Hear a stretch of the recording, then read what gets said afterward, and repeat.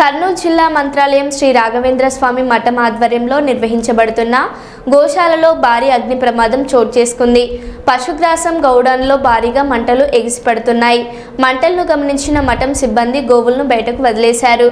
లక్షల రూపాయల విలువ చేసే పశుగ్రాసం కాలి బూడిదైంది. ఎమ్మిగనూరు అగ్నిమాపక సిబ్బంది మంటలను అదుపు చేస్తున్నారు.